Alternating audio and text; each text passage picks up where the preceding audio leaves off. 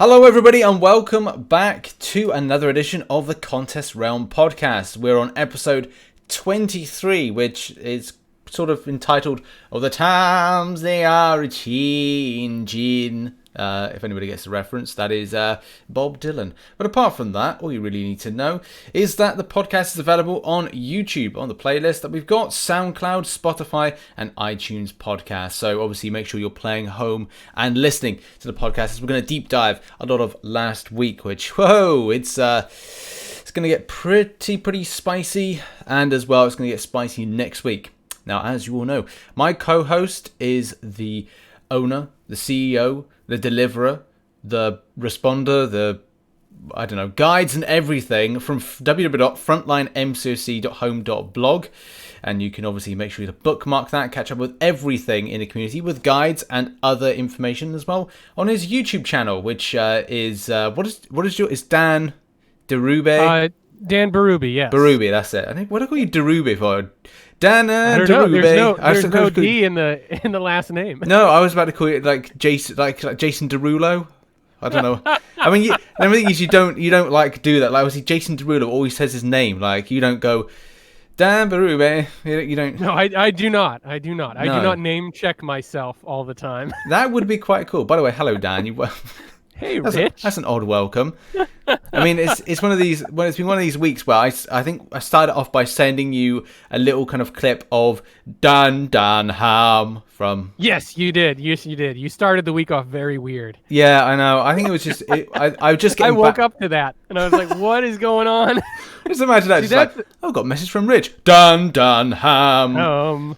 Yeah, that's the great part about the time zone difference is when I wake up, you've had like a 5 or 6 hour head start, so I never know what's going to be sitting, in my PMs. Yeah, exactly.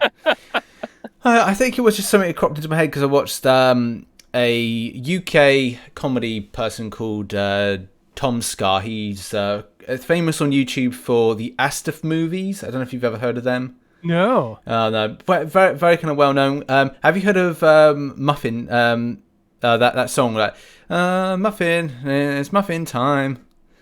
I have not. Okay. What about I baked you a pie. Oh boy, what flavor? Pie flavor.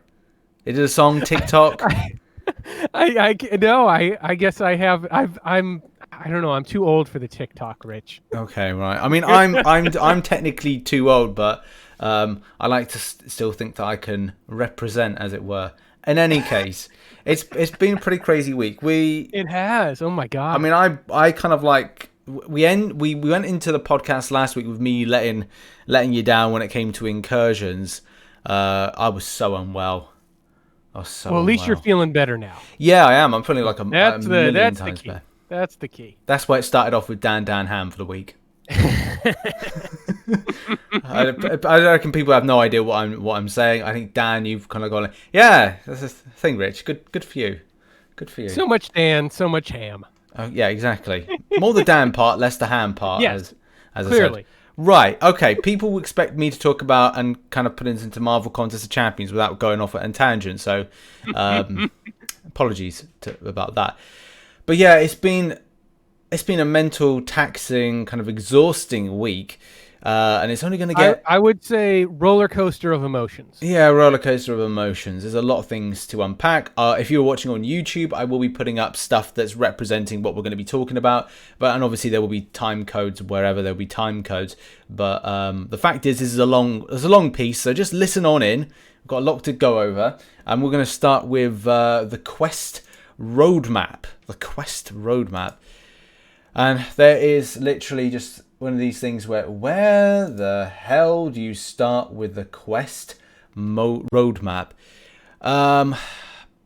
Obviously, the main thing is that there's a new vision, there's a new direction when it comes to this. And basically, it just stems from a lot of Kabam understanding that they've gone too far when it comes to like how they've done the difficulty, how champion availability has been such a huge issue for a lot of players against some of the, well, packed together buffs, nodes and such like that's come to the creation of what was Act 6 and as well what was with Book 2. So Is this a learning curve for Kabam that they're going to be going, right, we are definitely going to change in future? Yeah.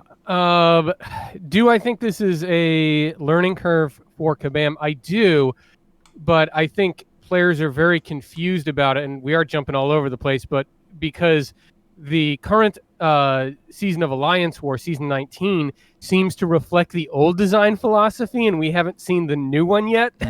So I feel like players are dealing with a little bit of whiplash there when it comes to fight design philosophy, but I do feel like based on the roadmap, they are heading in the right direction.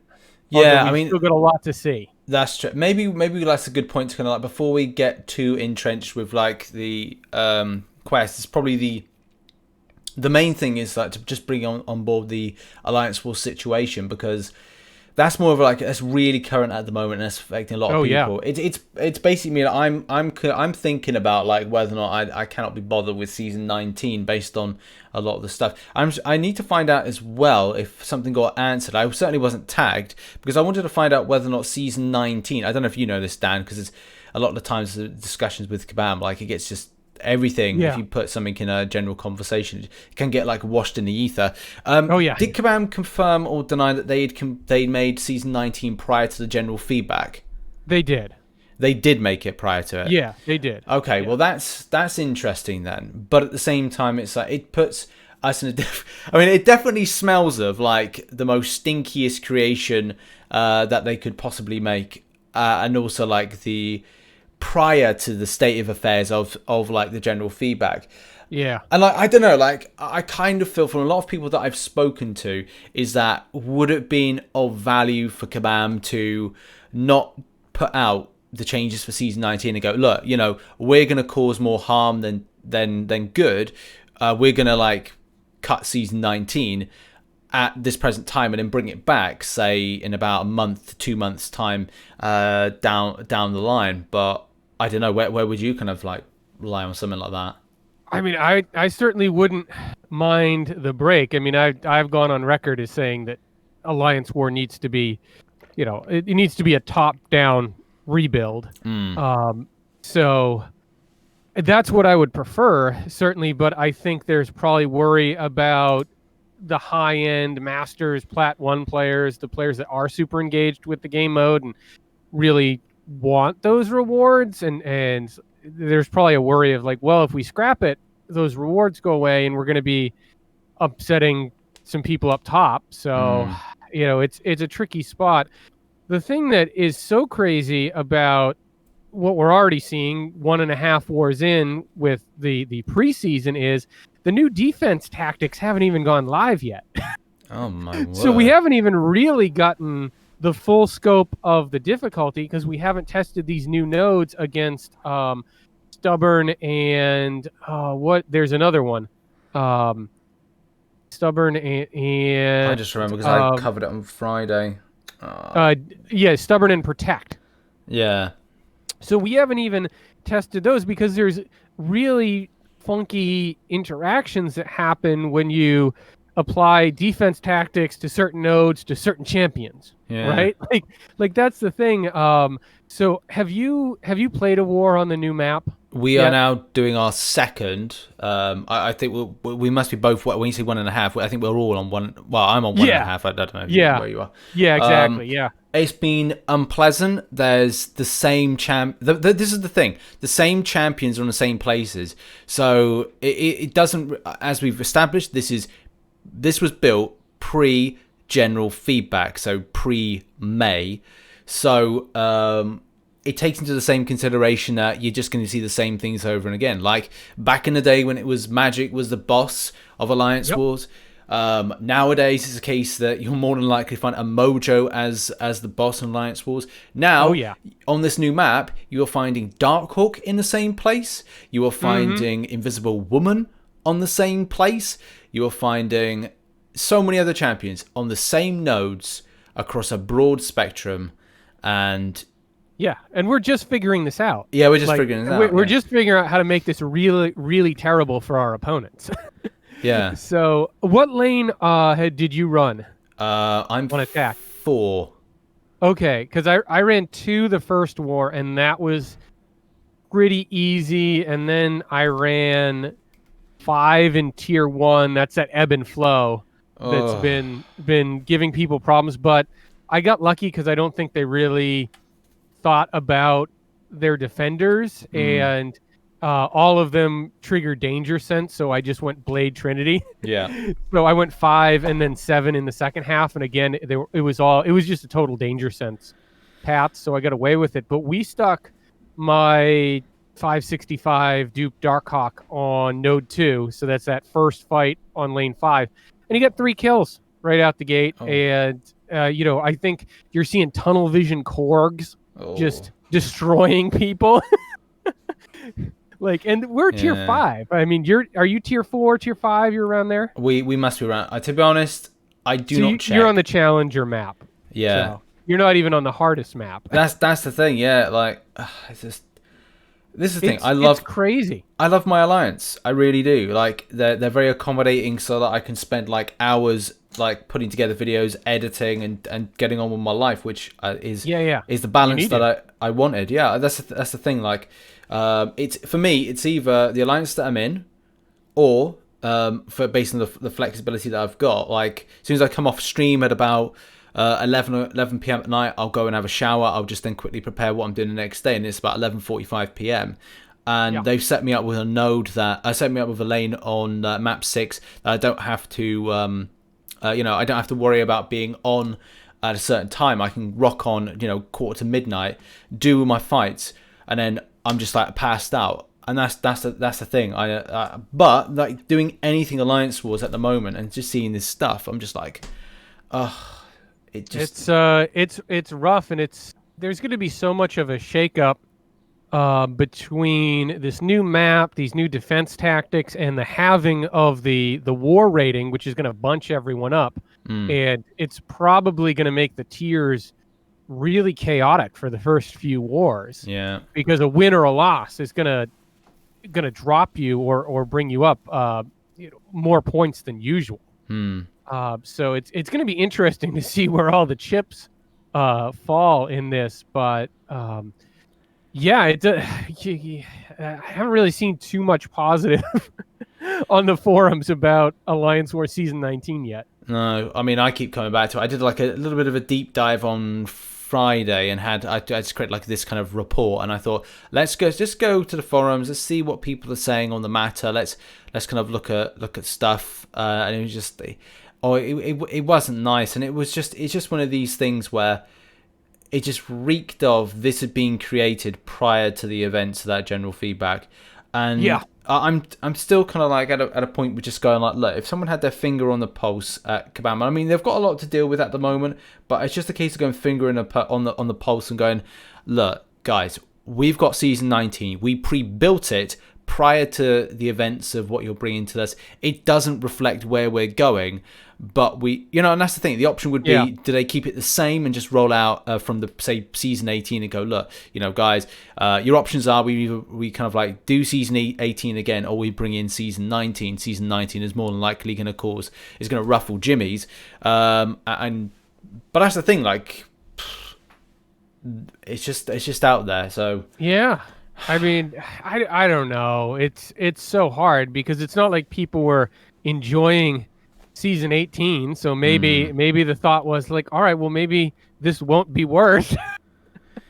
I don't know. It's really it's hard to say, but some of these nodes are very very specific, and I think that's been such a huge part of the feedback is these specific interactions, and something like Alliance War Defense where we can really think about, it's like, all right, well, who would be the nastiest and most punishing defender to put on some of these nodes? Like it gets the unintended consequences of a specific node really get amplified in Alliance War. yeah. And it's because the pressure's on for you to clear your lane.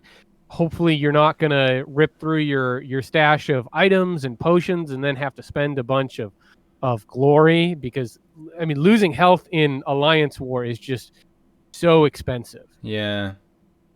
And that's the thing with the availability in the glory slot. I know that we get what's the largest health potion available? Is it 7,200 health? Oh, I think so. I'll have to have a look in a moment. Yeah, I think it's something like the level tier 4. 4. Yeah, tier 4 and 7,200. And as obviously we've got like it evolves, like imagine like right at the very top, if you're say you make a mistake and then you're like, Christ, I'm gonna have to now get two of the health potions for that. That's gonna be constant spending, especially if you're not performing particularly well, even in with this kind of a Right. new setup. So it is a tough time to play Alliance Wars, and I don't. This is the thing. It's the reflection of what's to come in the future that we need to kind of hope for the best, which we will find out on Monday. We're yet to find out for the CCP the updated info based on some feedback. And again, just to reiterate, it wasn't just specific to Alliance Wars, which I know some people were saying. It was more extensive than that. There's a lot of things that Kabam put in the roadmap prelude that they were looking to address. So there's lots of little things that are there with that. But do you think we've covered Alliance Wars? Yeah, I think as much as I care to talk about Alliance Wars at this time, let's talk about the roadmap for quests, because there's actually some good news in there. Oh yeah, if you do like a lot of stuff, like the variants Kabam are on the case with that. Yeah, excited for that. And that's the thing, 28.0, August 28.0 update is going to be a really good one, because it's going to represent a couple of changes. One of them being that, not changes, but addition. Well, it's changes and additions. The back issues 5, variant 5, and as well the boss change, champion boss fight being updated, which is really super nice. Excited about that. Yeah, and honestly, I didn't expect them to go as far as they're going with Act 6. I mean, I think we all thought that the champion was going to get down-tuned a little bit. No retreat seemed obvious. That was the low-hanging fruit there.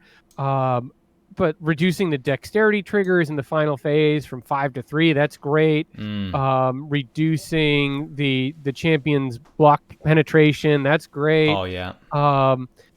And here, what I didn't expect was just that they're going to cut the attack values substantially. That is huge, and I really feel like DNA 3000 deserves the gold star on that one, because he's the one that made that an issue. And it wasn't like, I feel like the defenders are hitting too hard. He actually did the math and charted it out. Yeah, was this on the podcast that we did, that we kind of identified that at this given stage we should technically be on 7 stars in order to counterbalance the way. This looks to me like a direct response to his forum post and what he was talking about on the podcast. Yeah. It was really amazing, obviously, when we did that. Shout out to DNA 3000. It was a podcast that kind of opened. I mean, I love the post in any case. We both love the post. We've kind of seen it in our own rights. We kind of like talked about it. We just found it incredibly, like, obviously fascinating. That level of detail went into it. But this is gonna be great for players, and it is it's so important based on, and this is maybe like a thing that we'll kind of like come back to, is that if you are just becoming Cavalier, and I just remember when somebody contacted me and talked about the level gating issue when it comes to Cavalier difficulty for next month, which we'll go over. We're saying that they've only got access to like 2 6 stars. They're Cavalier. I think they're like some really low level, but they're Cavalier. However, though, they won't be able to explore Act 6 or 6.1 until they've got a few more champions, and as well a higher rarity and rank. So this is going to be very, very important, not just for the Cavalier difficulty, but obviously that person feeling that, hey, I've got 2 6 stars and maybe about 4 or 5 rank 5 stars. I can now get further quicker than I thought to this stuff. So this opens up so many possibilities. It really does. And honestly, someone like that who's sounds like they've really pushed to become Cavalier, they should probably be spending some time in variants beefing up their rosters. Yeah, that's true. When and wait for these changes to go in. Save yourself some items, work on some variants, beef up your roster, get some more rewards, and then go back in and you're gonna have a much easier time because you'll have a stronger roster. And you're going to face a nerfed champion and a big reduction in attack values. So yeah, I mean, I get it. People want to progress in story quest as quickly as possible, but both you and I have taken long stretches off with Act 6 and then come back to it, and I think it served both of us well. Yeah, that's true. I've now decided that I'm going to do. I think because a lot of the changes for this is going to be a little bit way off, because that's the thing, we haven't been putting. Yeah, it is going to be a way off. And something I think we'll just sidewind now and talk about and debate something is the concept of what is a road map. Something that we did, myself and Dan talked about midweek, is the idea of like, okay, so a lot of people are kind of going, look, we would like some timelines and dates to the roadmap, and is Kabam in a place to give that, or is it a case that are they just trying to say that, look, this is what we'll do, we can't tell you when, but we'll definitely do it? So right, where do we start with this, Dan? Should Kabam be putting it? I think it's tough because, first off, a roadmap is not release notes. And if you expect that level of details, that's just not going to happen, because that's the price you pay for learning stuff much further in advance. Yeah. When we get release notes on Friday for an update that's going live on Monday, well, that's in the can. But I know you were saying that a lot of people have been critical about the level of detail in the quest roadmap, and specifically when it comes to timelines. How are you feeling about that? The thing is, for me, it's a very kind of mixed bag of feeling. Like, it was good in some ways that Kabam said I can't remember, like, I think I did a little bit of a prodding to find out that at least that, their aim is to get it by, before the release of the book 2, but I think they really said that in the post, so it's not really doesn't really mean much.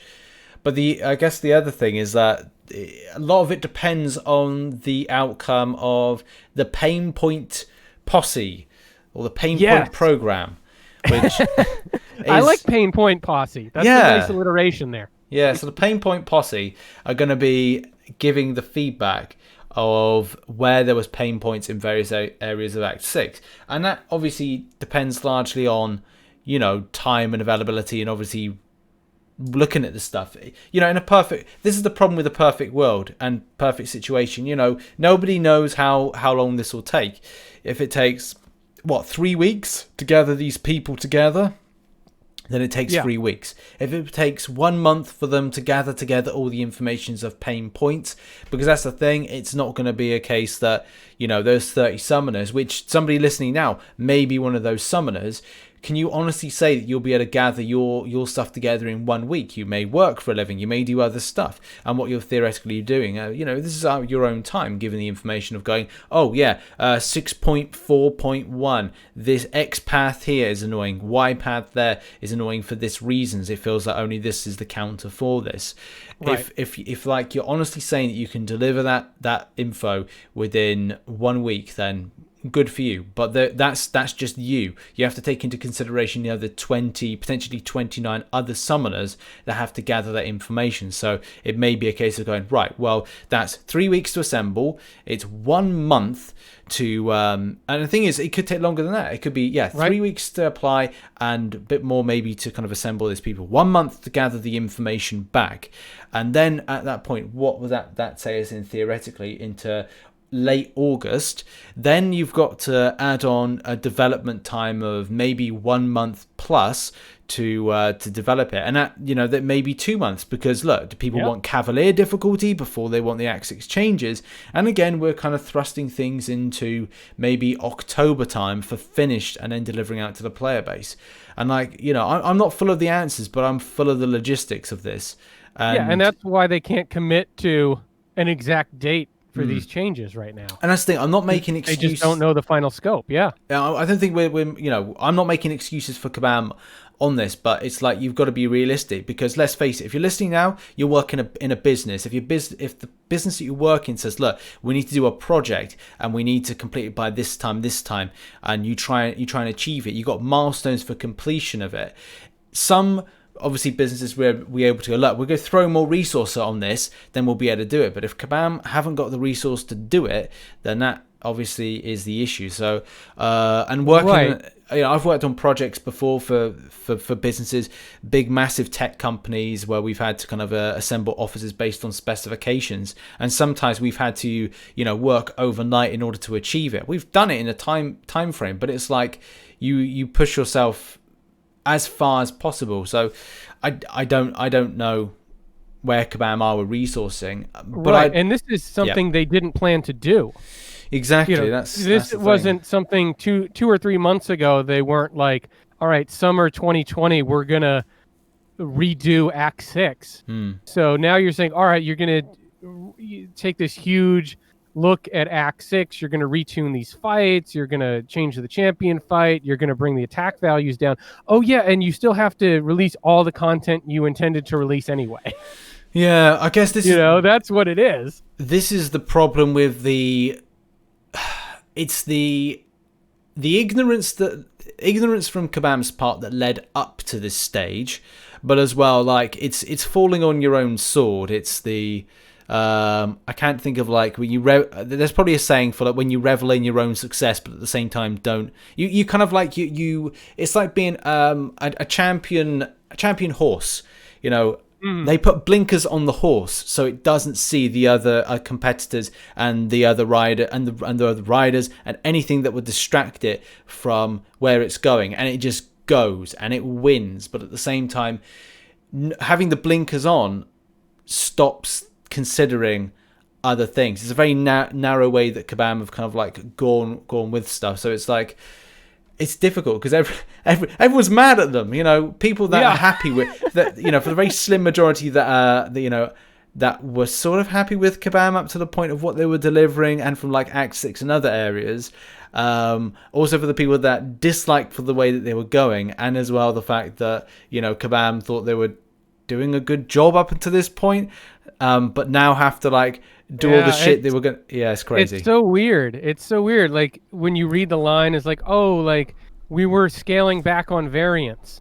And it's like, what part of the feedback on variants told you guys that was a good idea? It was the most loved pieces of content you guys have released. We've consistently praised you as doing better and better each time you release one.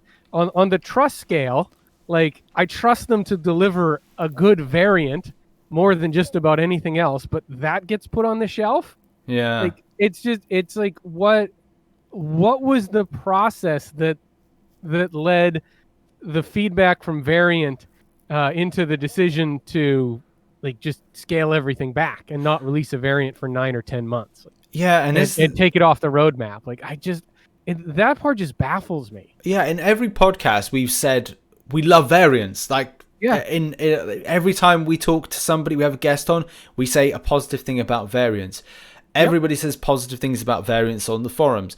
Everywhere. It is the most liked piece of content. I don't get, and this is the thing about, it's now understanding to get more in touch with the player base and what they actually like, and just sitting down and listening, which is weird as well, because, like, I feel sorry to a degree for Kabam, and then I don't. I feel sorry that they obviously, people within the staff have, like, obviously felt kind of like, oh, people don't like us, and it's like, or don't like where, the direction that we were taking the game. But on the other hand, it's like, well, you brought this upon yourself, I think, is the thing I'm trying to get to. Yeah, there's too many self-inflicted wounds Yeah. brought us to this point. But then you kind of think like, look, I think this is the thing is we always go back to. We always want to see Kabam do well. Yes. And it's like some of these changes look that they're going to represent a positive change for the future. And Oh, sure. the Act 6 stuff, very much for me at the moment, is what I'm interested in. Oh, yeah. I'm stopping grinding Act 6 until 6.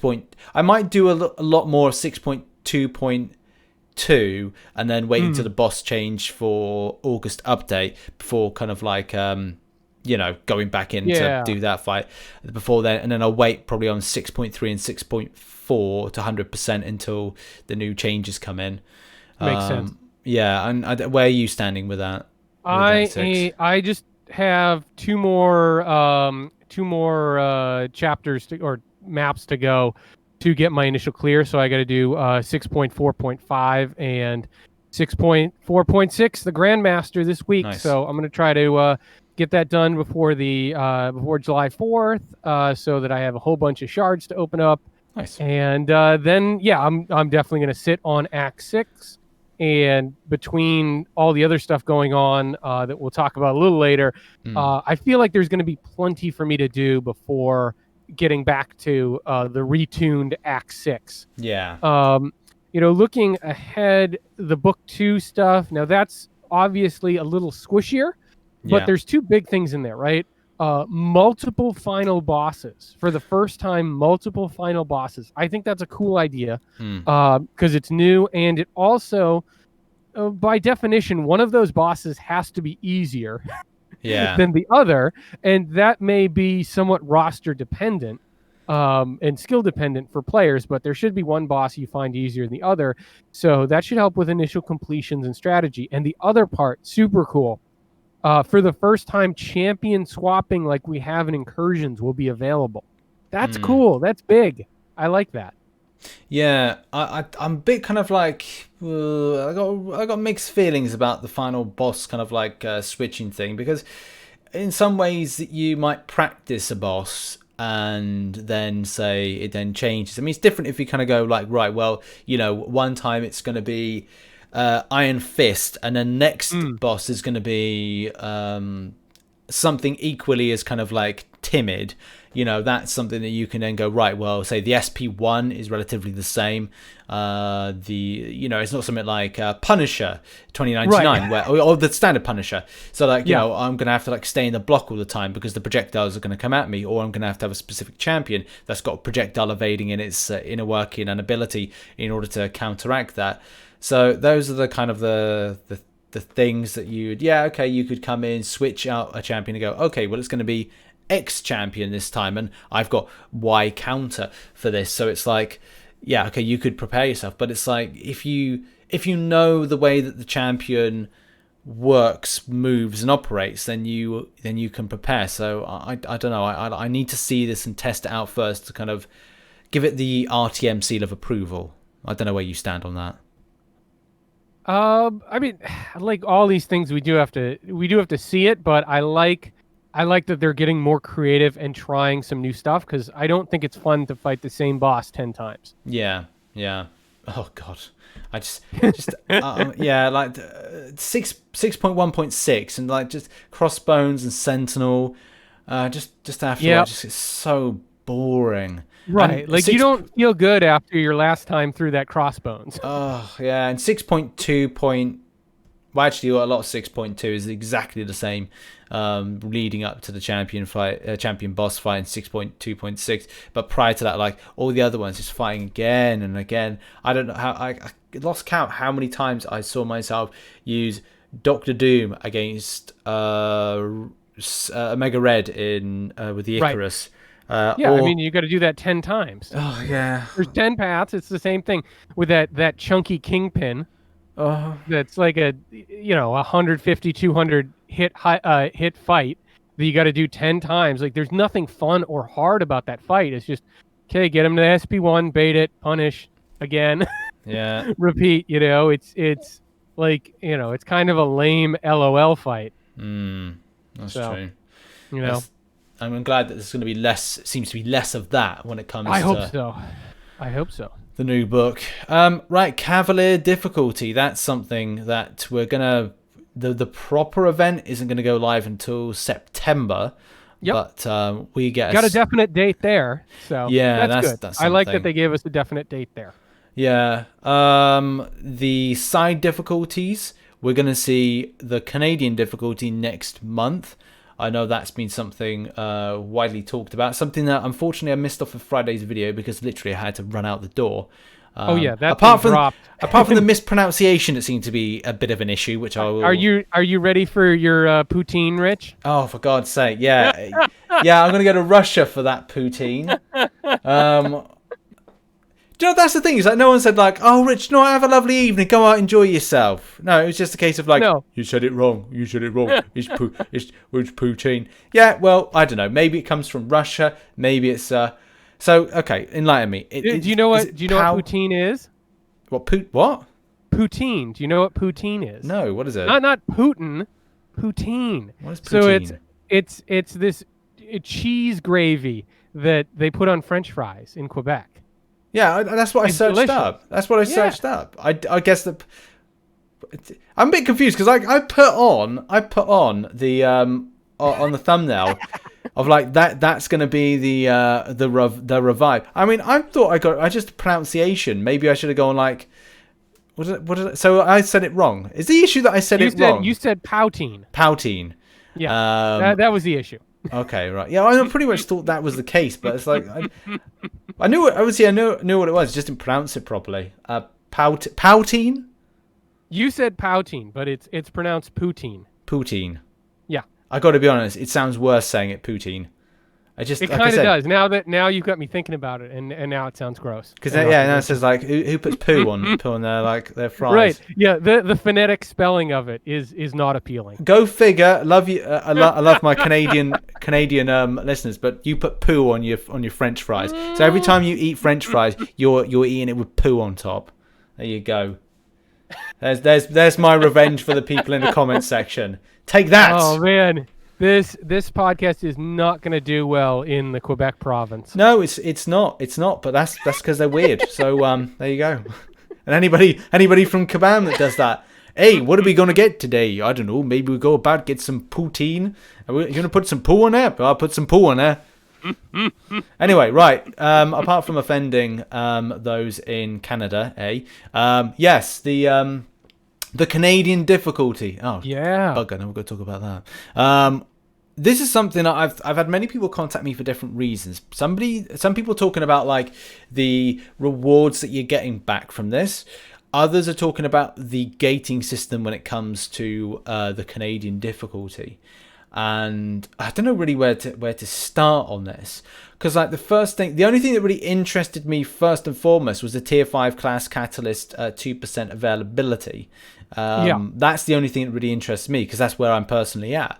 But I think some people have talked about it's not really as good, maybe from an epic difficulty standpoint or Canadian difficulty. I don't know. What have you heard, Dan? Yeah, I think the level 60 thing has been a big issue for a lot of people because the Cavalier title doesn't matter for the side quest. It's just level 60. So if you're level 60 but you're not Cav, you can play Canadian difficulty, but if you're Cav and not level 60, you can't gain access to it. So those people are understandably a little bit cranky.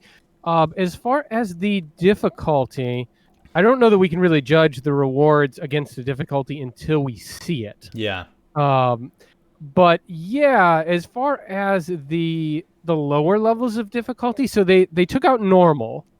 So this is actually it actually hurts the progressing players a lot because they lose all their normal rewards, and the heroic rewards are actually significantly reduced from the Mole Man expeditions of a few months ago in terms of their shards, and particularly the tier 4 basic shards that they would get. They're really missing out there.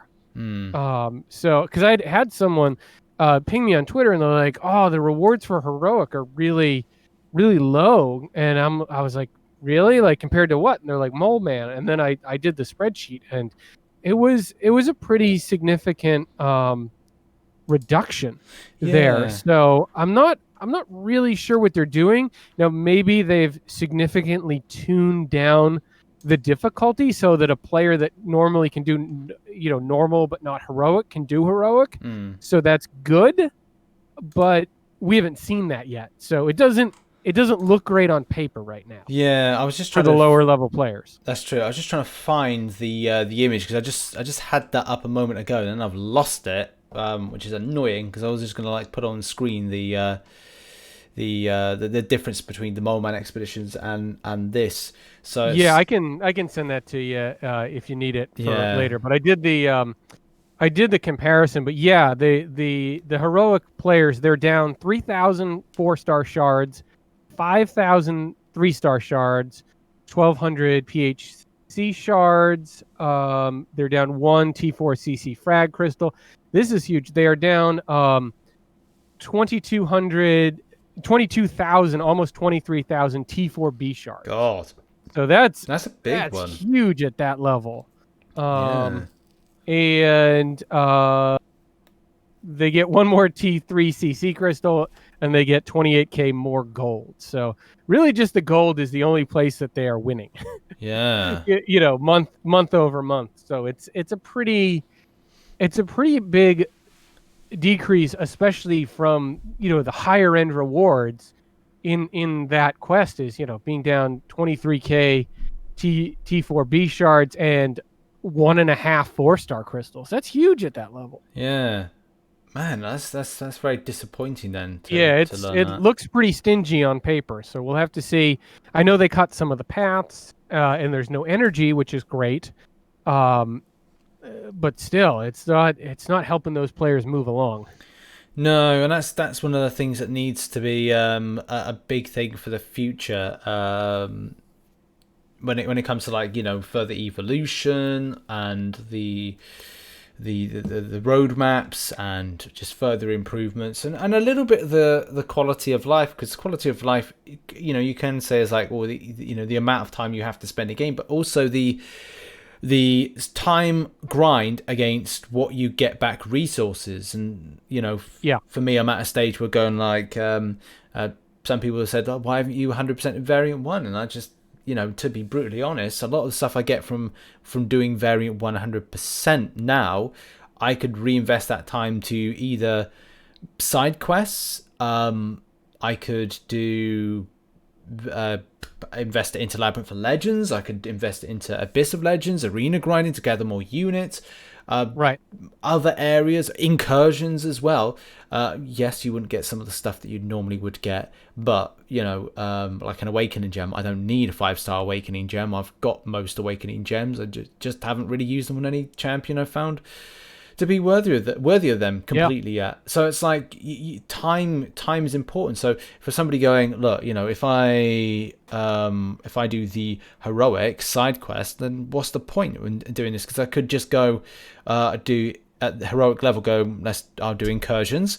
If I've got the sigil, I could convert the prem shards from doing an arena grind into one of those.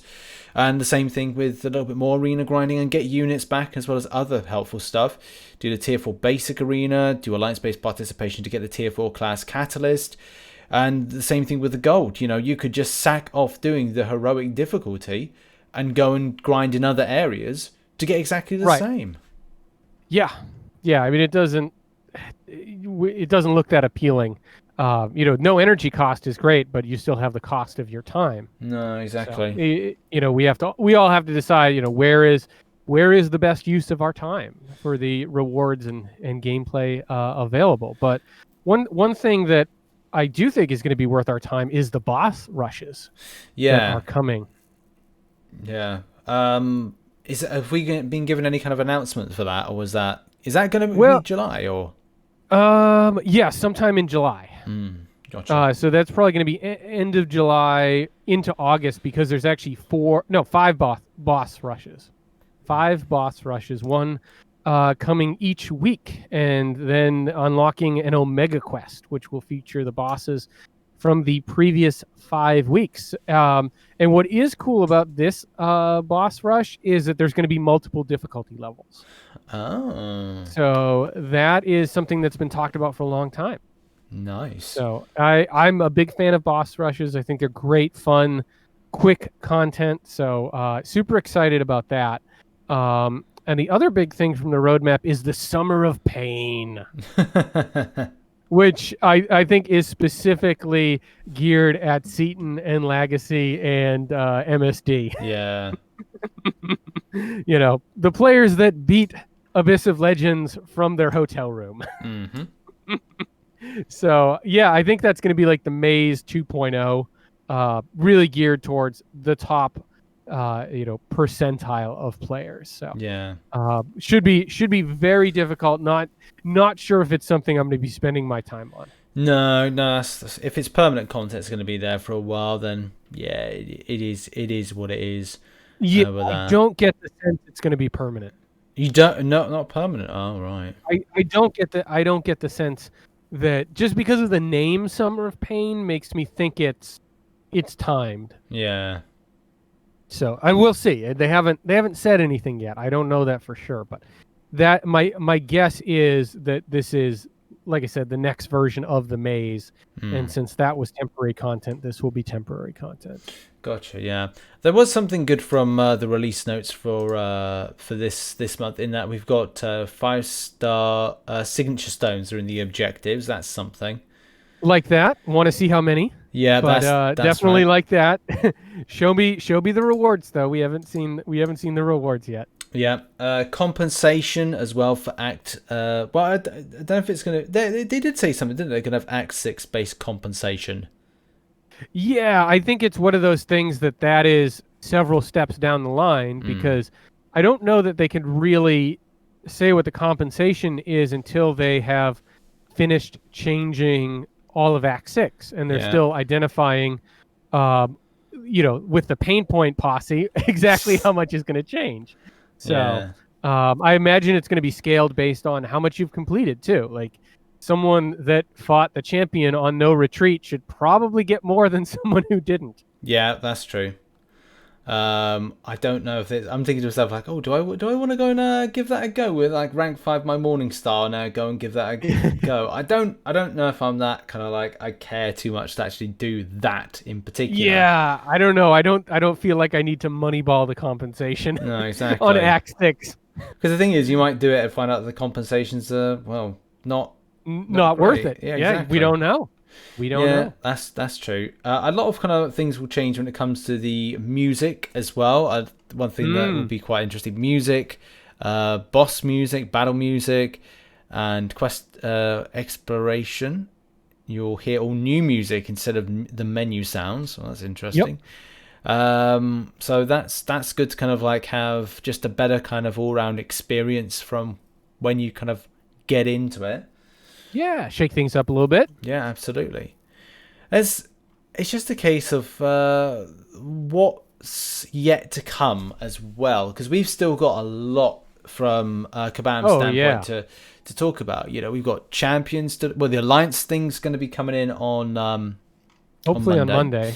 There's also going to be the champion one. Yeah. And obviously we know that Magneto is going to be amongst those that are going to be looked into, which is going to be good for a lot of players that do have that champion. And then finally, we've got the finishing point and quality of live stuff in the future of the game. So there's still a lot of things. Just huge scope that these next few roadmap posts have. Yeah, and that's the thing. I want to still remain positive that we're going to see some good stuff. If Kabam stuff, the problem is the Alliance War situation. I don't think was very good from a point of like, you know, let's kind of like do this, and everybody obviously reacted, because the problem is people were taking aspects of things stated in the roadmap to then quote against, you know, what Kabam was doing. So I think the timing was real bad. Yeah, timing was real bad. That's the point. And I think somebody used the quote as saying like about about rewarding they put it in one of the roadmaps, something about rewarding the player for bad play but not punishing them for bad play. Rewarding them for good play, but Good also play, but not punishing them for bad play, which I think it was like, well, it's a bit hypocritical to what was actually put in the game. Although, this was made prior to the developments of these particular dev diaries and roadmap changes, so it's it's not great. But as well, we've got 2 new champions coming next month. Now, I haven't had a time to go over both of them, but I have heard that my boy has been given a synergy. King Groot is the synergy with Sasquatch is actually really good for King Groot because it boosts up his Furies.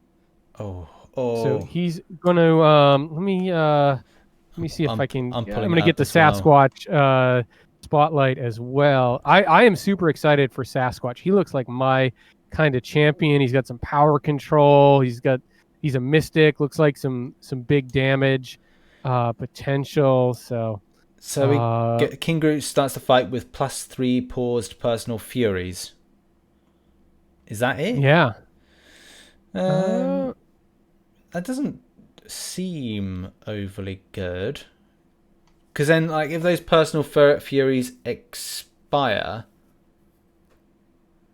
Oh well. I guess we'll have to see it. You're gonna be in charge of playtesting that. Yeah. And giving the final word on. Yeah, if King Groot's really getting a buff. This from the synergy. Do you know what? I would love to think that this would be one of the champions that would be looked into as a future champion to buff. However, though, saying that, if I like Sasquatch, then putting Sasquatch and King Groot together on a synergy team, plus maybe finding something else to be added into the mix, could mean for a nice incursions team. Absolutely. Did you see probably Man-Thing would be the other one on that team? Did you see Brian Grant just rank 5'd his King Groot? Did he now? He did. See, people are coming around to the idea. People are coming around to your boy. Yeah, I think that's... the more that I kind of like laugh about it and think it's so much of a weird idea, I'm thinking about rank 2 in my 6-star. However, though, it probably I mean, it's something I have considered. I know that people might say, like, it's a bit of a meme, but if I rank to it, it's better and it's more stable for incursions.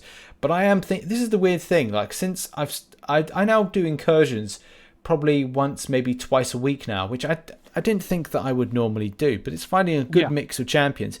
Who did I test out? I think I tested out Iceman, Corvus Glaive, and another champion together. And I actually got so very far with them because a lot of things tick between having... that's it, Medusa. I did Medusa. I used... Medusa, Iceman, and Corvus Glaive. Great teaming together. However, though, I am thinking about in the future doing Black Bolt. If I ever get him a 6-star or 5-star, Medusa and Hit Monkey, based on that synergy together, all 3 of them together have elements of different things, whether or not they're ramping up damage from fury attacks, whether or not they're doing bleed damage, whether or not they're ramping up cruelty and fury, and so many other things. I would love to check all 3 of those out as a synergy team, but that's something. Did you pull Hit Monkey? I didn't know, but I had an opportunity to test him, obviously for CCP, but I opted to test out the synergy as opposed to the main champion because I just didn't have time to do a full test.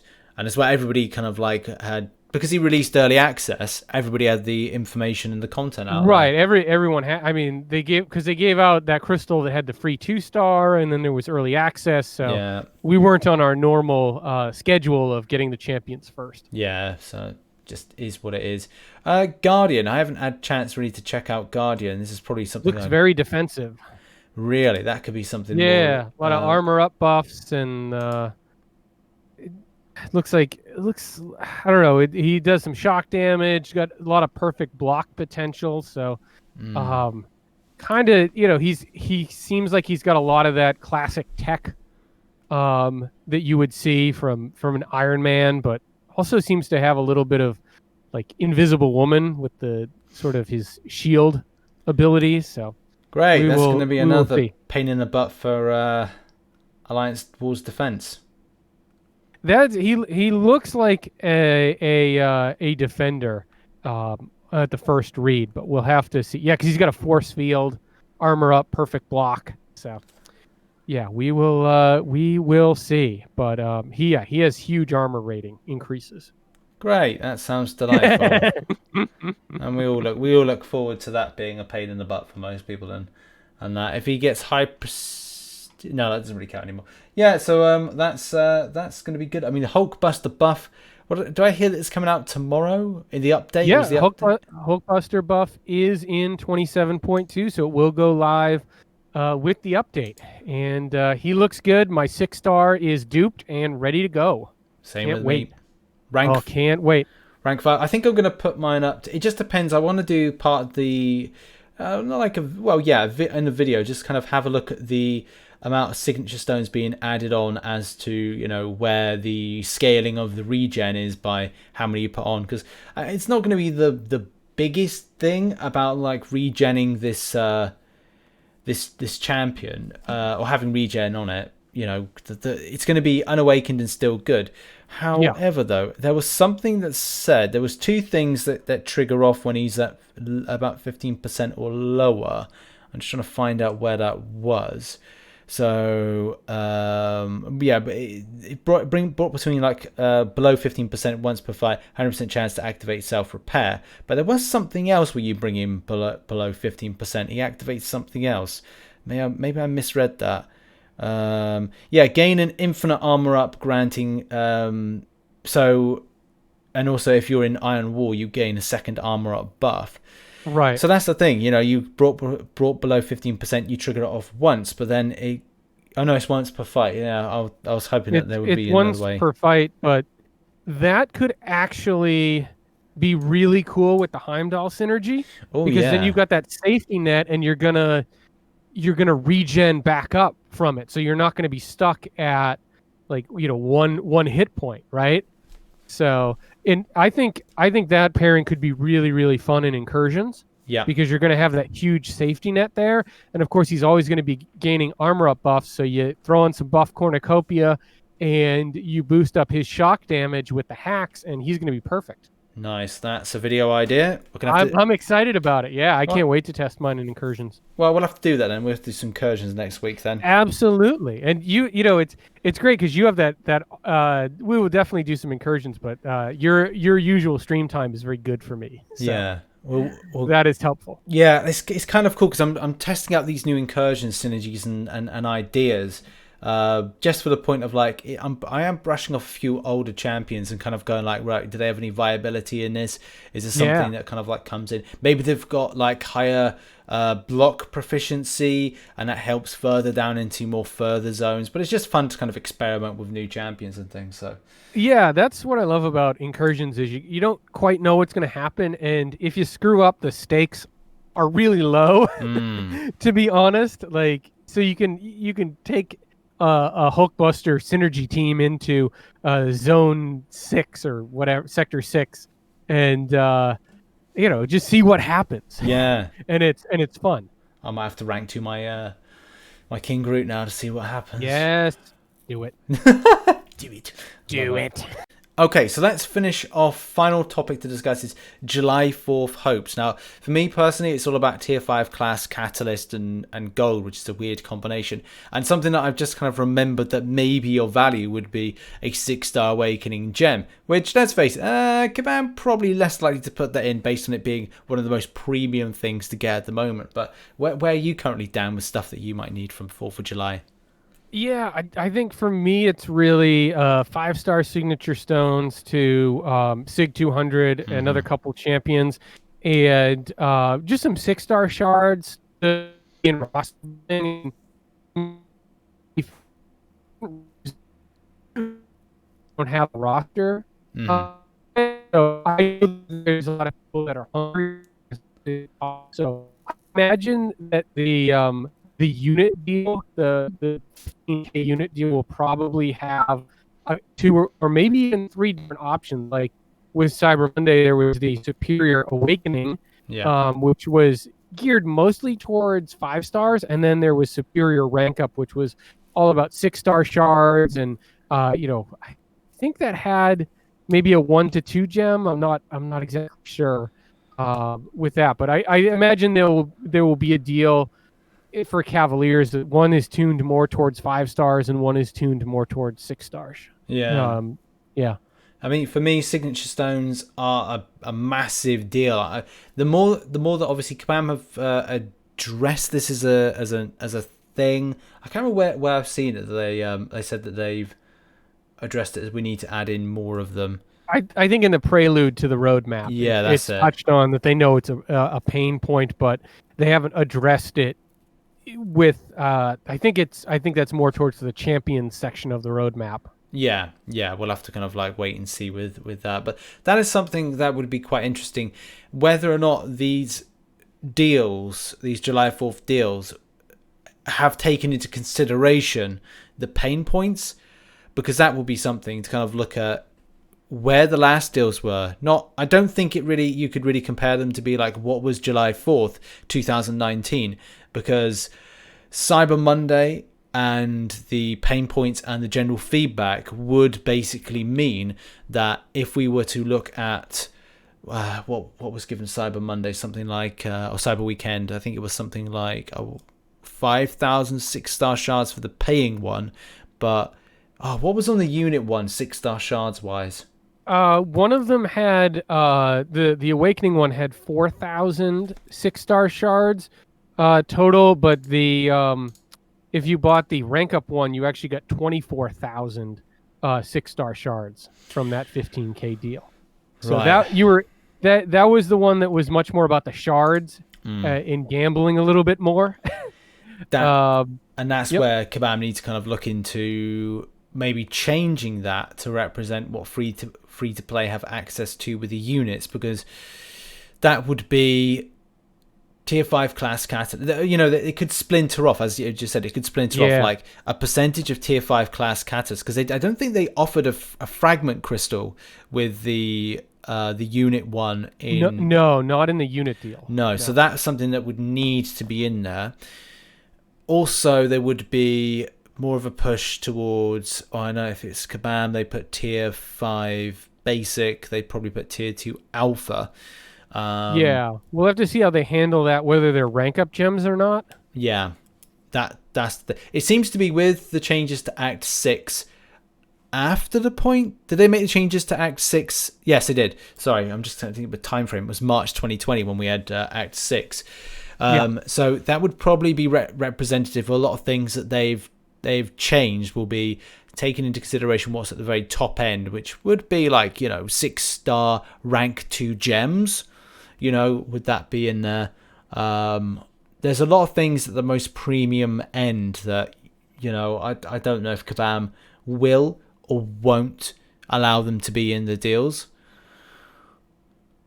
It's tough. It's tough with I think people really like the rank up gems because they don't have the inventory restrictions. Yes. That giving the equivalent number of especially tier 2 alpha would be. Those things contain a lot of tier 2 alpha and a lot of tier 5 basic. So I do think people love those generic rank up gems. So I wouldn't mind a 1 to 2 generic 6-star gem. That for sure. That would get me excited. Yeah, I think for me, I don't think they put it in. But however, I don't know if this is the opportunity to put 6-star Awakening gem crystal in the Odin for 3,100 units.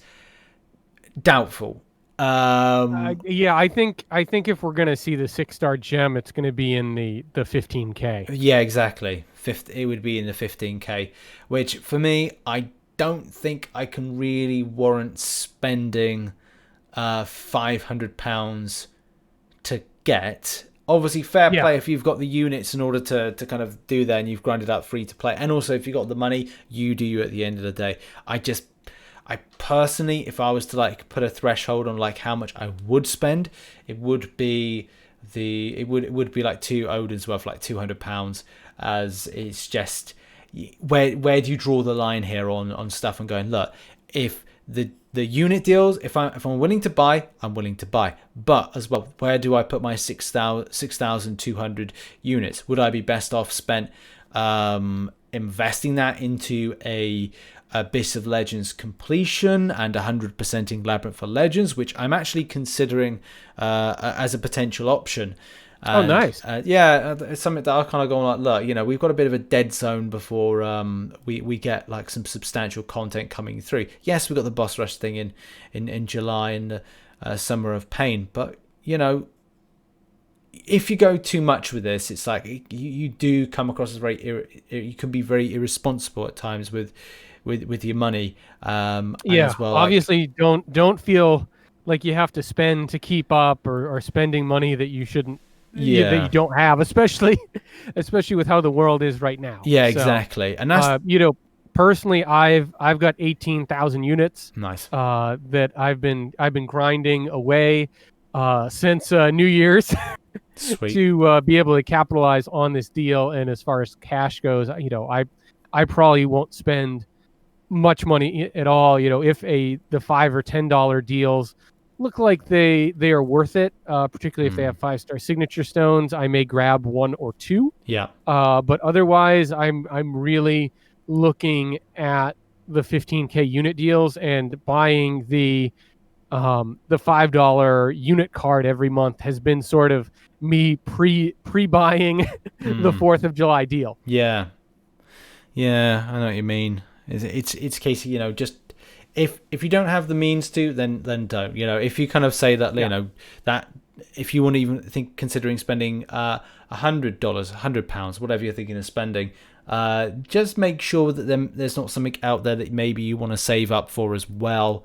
Tip a little bit to the developer here or there to for supporting the game, but right. It's a case of just don't go too overboard, and obviously don't get too excited just because you start seeing Nexus crystals all over the place. Yes, those still have RNG in them. Yeah, that's true. Especially with the class ones, there was a bit of talk about that, wasn't there? About the Mystic, and then the percentage of getting Doctor Doom as one of them. I know. Well, I think what's so hard about that is people get their heart set on one champion, right? And they're like, all right, I have a 55% chance to get the one champion I want, and then it hurts when they don't get him, even though they can still choose a really great champion. Like, I think MSD wanted Doom, but he got Clairvoyant, which is still great. Yeah. And Seaton got Symbiote Supreme instead of Doom. So it's like you're still walking away with a game changer. Yeah. It just may not be the one you want, but I do like that Mystic Crystal. I think that's the safe one. Yeah. Because there's just so many useful champions in there. That's true. Yeah. I'm just trying to think of like some that I haven't really, because I've got like Doctor Doom. A lot of the time I'm just focusing on him because I've got a lot. I've got Symbiote Supreme and Black Widow Clairvoyant, but I've also got Doctor Doom, and I'm like, well, yeah, you're kind of covered there. I'm kind of covered. It's a case that I'd love to rank up all of them. People say, oh, why have you ranked up this and ranked up that one? And it's like, well, I don't need to. And right. Obviously being somebody that's just done Act 6 and obviously thinking about exploration, you have to think about rank ups as well quite carefully. Like, I've had to create a long list of champions I'd like to rank up, and I've been very slowly doing it based on going like, right, well, what purpose in the future is this going to serve me? If Act 6 is going to change, then one that I would have created to then do X, Y, and Z path, I don't need to do. So I'm being incredibly careful. So if there's something like incursions, which I'm actually enjoying doing a lot more of, then which champions do I choose for this? And also champions of interest. Like I've just rank 5 my Colossus, and I've watched Mr. Mighty Thumbs Tiny TV play a lot of the Labyrinth of Legends exploration with him, and also I'm thinking about the ideas of maybe doing something for incursions. Maybe I'm thinking about doing something else with different kind of like grinding elsewhere. Maybe map 6 kind of grind. So many things to consider with that champion, and also good utility, good immunities. There's a whole host of things to that one, but you have to like be really careful, because you'll go through certain times where you're like, I've got loads of rank up resources, and then you'll find next month I've got no rank up resources. So yeah, you got to be careful. They go quick. Yeah, exactly. You've got stuff in the overflow, and then suddenly you're in a world of pain, and that's when you have a great pull. Yes, that always happens. That's always how it happens. Yeah, I know I've got that 6-star Captain Marvel movie, and I'm sitting on 0 T4 CC for Cosmic. Oh God. And of course, I've got others that are into the overflow. So I can't even open more crystals. So that's why, actually, now that I'm thinking about it, like a generic 1 to 2 rank up gem for a 6-star would be amazing for me, because that addresses like a real pain point in my T4CC, where I really can't open the crystals to rank up Captain Marvel. Wow. So yeah, maybe that will be the way it goes. Let's hope. Yeah, I hope that as well. Right, I think that's pretty much covered all the things that we wanted to talk about. We've talked about release notes, the dev diaries, the prelude, the roadmap, and everything in between, as well as the July 4th deal. So, yeah, Dan, what are you up to next week? It's all roadmap all the time. Yeah, no, I forgot that is going to be the name of the game. I expect this week to be one of the hugest news weeks in the history of MCOC. If they do manage to get all 3 remaining roadmaps out this week. It's just going to be a massive amount for the players to digest. So I'm excited to see what they come up with. Yeah, this is going to be one of these things. I'm going to have to think about planning my week, because I've got Iron Man VR coming out on the 3rd. But before then, we've got 3 dev diaries coming out. We've got the end of the stuff. We've got the new champions coming out. We've got a new update. We've got the Cavalier side quest difficulty. And not to mention the 4th of July deals on Saturday. And yeah, just like loads and loads of stuff. And Hulkbuster beta coming out. And yeah. Probably Marvel Contest news and Overdrive. Rich. Yeah, I think I'm going to have to like figure out how I'm going to cover all this. But it's going to be like a massive week next week. So be prepared, craziness. Everybody. Be prepared. Buckle up. Yep. Right. Yep. There we go. Thank you very much, everybody, for listening and tuning on in to the podcast. Obviously, you can find us as normal on Spotify, iTunes, SoundCloud, and obviously YouTube. And thank you very much for listening on in. We'll see you next week for more of the same and more. Bye-bye, everybody.